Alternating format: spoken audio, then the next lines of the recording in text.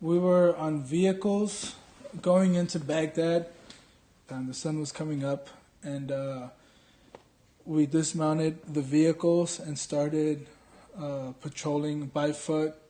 Everybody had the same gut feeling that something was going on. And I believe it was 2nd platoon that first got hit. My platoon got called back. We kind of went back around through a street, a small street. And I remember hearing gunfire coming at me, and it just zings over your head. So I remember I was running, and we were kind of like joking around a little bit, kind of like, pumping each other up, until we heard the sings. We were like, "Whoa, this is weird. This is real now," because there was a lot of enemy fire coming at us. So we all kind of met up in the cross streets, and that's where the major fighting happened. Sometimes I think I was dreaming, or I might have dreamt it after I came back. I don't know. It just seems so real. I remember one time I was outside of a window shooting. I almost got hit, and I fell back. And I got back up and started shooting again. My memory from then on kind of just goes on and off.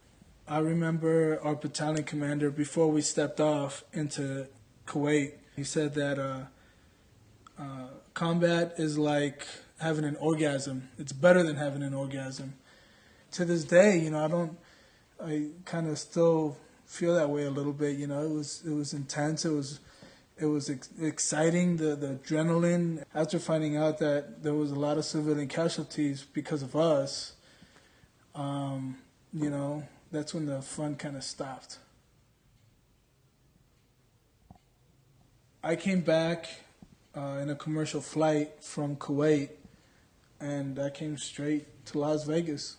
There was no debriefing, no nothing. Coming back as a civilian was the hardest thing of my life.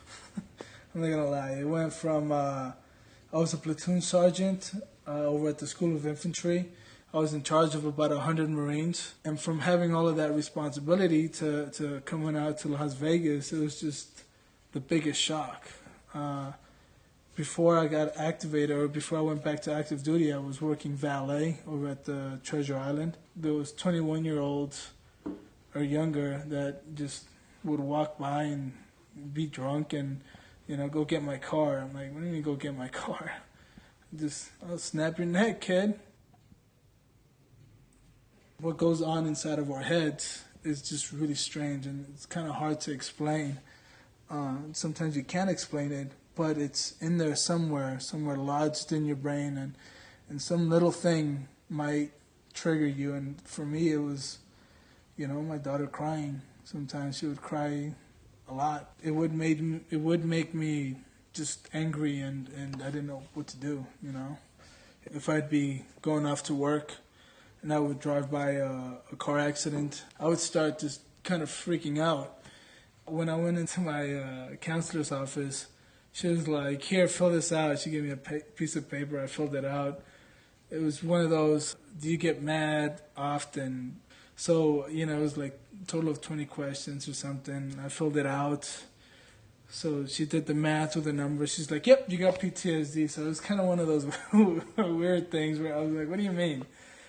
I just realized that nobody kind of understood anything. My educational ambitions are to get my doctorate in psychology. I thought maybe I would be able to help other guys that kind of go through the same thing, because I'm able to really relate.